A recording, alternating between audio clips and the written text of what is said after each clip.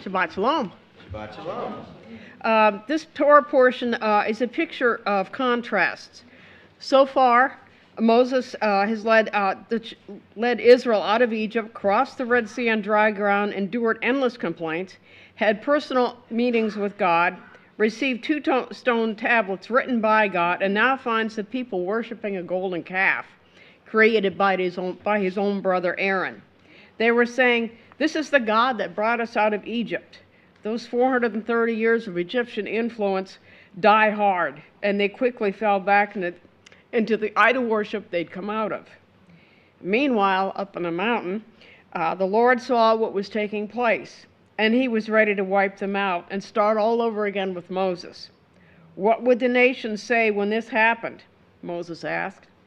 When Moses saw that what the people had done, he told the Levites to take up swords and kill their fellow men who had worshipped the golden calf. 3,000 men died that day, and Moses told the Levites that because they had obeyed, they were consecrated to the Lord. He told the people that they had sinned greatly, and that he would see if he could go up to speak to the Lord to make atonement for their sin. At this point, Moses is asking that the Lord's presence go with him, or he's not going any farther. Moses went back up on the mountain, and the Lord gave him a second set of stone tablets. At this point, Moses was probably feeling quite alone. Aaron had sinned by making the golden calf, and many had been put to death by the Levites. He had asked for help in guiding the stiff-necked people into the promised land. The Lord had assured him that his panim, or his presence, would go with him, and he would give Moses rest. Most welcome news after the ordeals he'd been through. In the Haftorah, Elijah also experienced aloneness and an ordeal. 3 years earlier, he told Ahab that there would be neither dew nor rain until he said so. Nevertheless, he was not a popular figure in Israel at that time. Now Elijah was ready to speak with Ahab and got word to him through his servant Obadiah. Elijah proposed a contest on Mount Carmel to determine just who God was, who was God in Israel. And Elijah came near to all the people and said, "How long will you go limping between two different nations, two different opinions? If the Lord is God, follow him, but if Baal, follow him." He and the prophets of Baal both built altars without putting fire to the sacrifice. Whichever God answered by fire would be the winner. The prophets of Baal went first, doing their best to call down fire from heaven. After several hours, Elijah began mocking and said, "Shout louder. Maybe he's away on a journey, maybe he's asleep." But to no avail. There was no response because there was no God to answer. Then Elijah set about repairing the altar that had been broken down. He prepared a bull and drenched the altar and the sacrifice. Remember, they were in the middle of a drought, and Baal was believed to be the god of rain.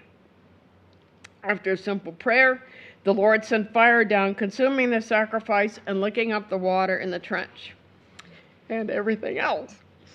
And then when the people saw it, they fell down on their faces and said, "The Lord, he is God. The Lord, he is God." No doubt this didn't sit well with Jezebel, the queen, and Elijah knew that she'd be out to kill him. Elijah stood alone on the mountains with only the Lord as his helper against the 450 prophets of Baal and 400 prophets of Asherah. But when you have the Lord on your side, numbers don't matter. In a New Covenant reading, Yeshua took only 3 disciples with him up to the mountain, Peter, James, and John, and allowed them a glimpse of heaven. Imagine seeing Elijah and Moses, 2 of the most famous men in the Tanakh, only a few feet away. And then hearing a voice said, "This is my beloved son, listen to him." What an experience. They were awestruck by the scene, and Yeshua told them not to tell anyone about the experience. And I can almost picture them musing to themselves for many days after about what they'd seen. What a contrast to the mundane task of gathering firewood and preparing food. You're counting 1 scoop, 2 scoops. What did he say? Peter, James, and John were among the earliest of Yeshua's disciples and had been with him the longest. But the Bible does not say why Yeshua chose Peter, James, and John as his inner circle.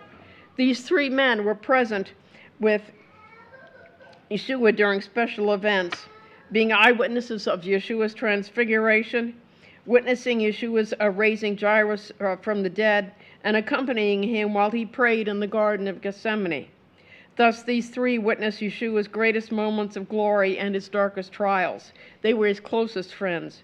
Perhaps Peter, James, and John were chosen by Yeshua to be in Yeshua's inner circle, and he was making a special effort to prepare these 3 for the leadership roles they would later occupy in the fledgling church.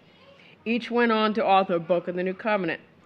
No matter our circumstances, God will hear and answer our call for help, whether by fire or a still small voice. He knows the plans that he has for us and will fully equip us in everything we need to do to accomplish his will. Shabbat Shalom.